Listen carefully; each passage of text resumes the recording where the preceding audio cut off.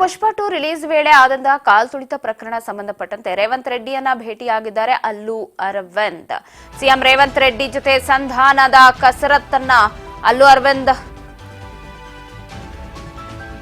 ನಡೆಸ್ತಾ ಇದ್ದಾರೆ. ಅಲ್ಲು ಅರ್ಜುನ್ ಅವರ ತಂದೆ. ಸೊ ದೊಡ್ಡ ಮಟ್ಟಕ್ಕೆ ಈ ಒಂದು ವಿಚಾರ ಸದ್ದಾಗ್ತಾ ಇದ್ದು ಎಲ್ಲೋ ಸರ್ಕಾರದ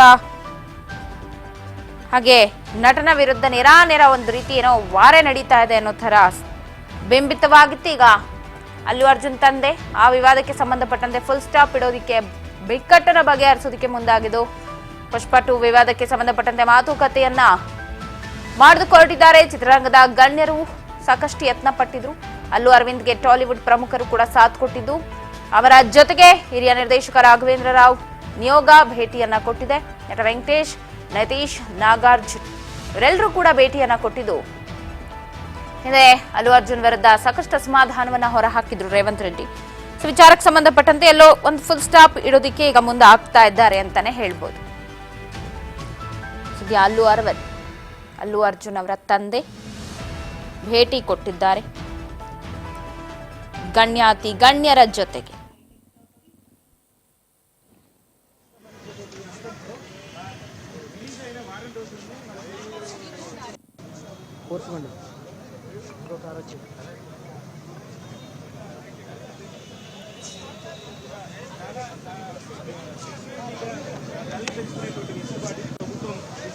అయితే ప్రస్తుతం ఈ సినిమా వివాదం తర్వాత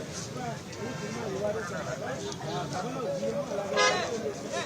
కామెంట్స్ ఒక తీరుగా ఉంటే అలాగే కోమటిరెడ్డి వెంకటరెడ్డి సినిమా బెనిఫిట్లకు అలాగే